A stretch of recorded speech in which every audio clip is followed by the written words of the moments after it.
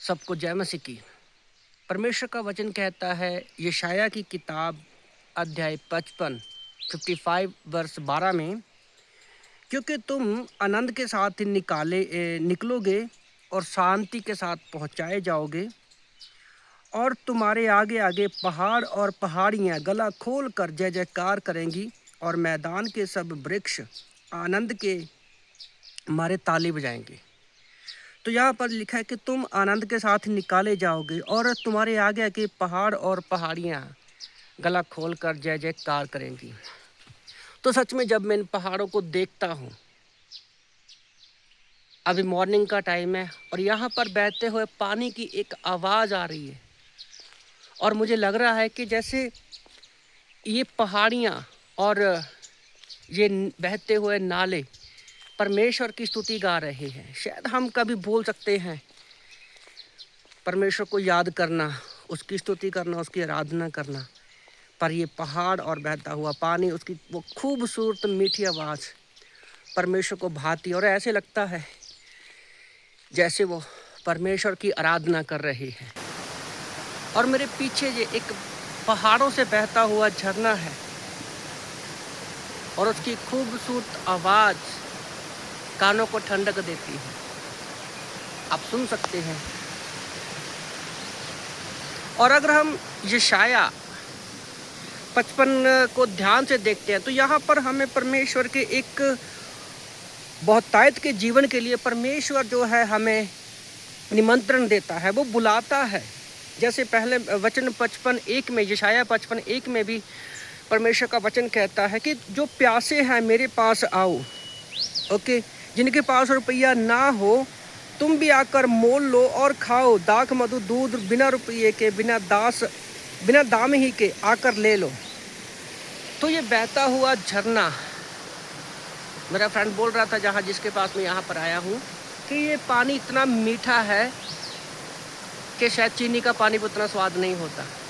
चीनी मिलाए हुए पानी में भी उतनी मिठास नहीं होती। और इसी वचनों में हम लोग देखते हैं कि परमेश्वर के विचार और हमारे विचार अलग हैं। और यशाया की किताब अध्याय 55 वचन 10 में परमेश्वर का वचन कहता है, जिस प्रकार से वर्षा और हिम आकाश से गिरते हैं और वहाँ ऐसे ही लौट नहीं जाते, वो ऐसे ही लौट नहीं जाते, वरन भूमि पर पड़कर उपज उपजाते हैं, जिससे बीनने वाले को बीज और खाने वाले को रोटी मिलती है। तो अगर आप ध्यान से देखोगे वो मेरे पीछे तो पहाड़ों के बिल्कुल चोटियों के ऊपर बर्फ पड़ी हुई है, और यहाँ पर मैं खड़ा हूँ, यहाँ पर बारिश हुई थी। तो परमेश्वर जो है, जैसे मैंने बोला ना कि एक यशाया 55 जो है हमें एक निमंत्रण देता है, हमें बहुतायत का जीवन देने के लिए परमेश्वर। तो उसका दिया हुआ कोई भी चीज़ कभी खाली नहीं जाता। जब हम देखते हैं कि ये जो हिम पड़ती है, जो बर्फ़ पड़ती है और जो वर्षा होती है, उसी से ही यहाँ पर जो खेती होती है, और कोई साधन नहीं है।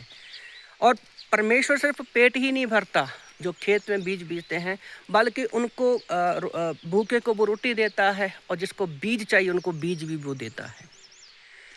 तो आज मैं आप लोगों को उत्साहित करना चाहता हूँ कि परमेश्वर जो है हमें वो बहुतायत का जीवन देना चाहते हैं। एक्चुअल में उसने दे दिया है, पर हम क्या उस बहुतायत के जीवन में जी रहे हैं या नहीं जी रहे।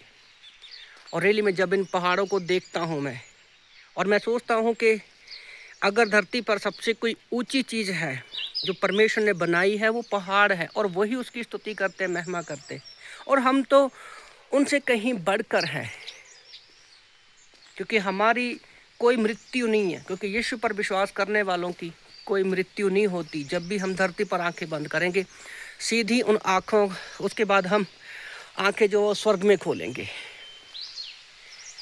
और परमेश्वर ने हमें बहुतायत का जीवन दिया है। तो परमेश्वर ने हमें, इन पहाड़ों से हम सीख सकते हैं कि कैसे हम परमेश्वर की स्तुति कर सकते हैं। तो मैं आप लोगों को उत्साहित करना चाहता हूँ कि परमेश्वर के बहुतायत के जीवन के पास आएं, और उसके साथ संगति करें। सबको जय मसीह की।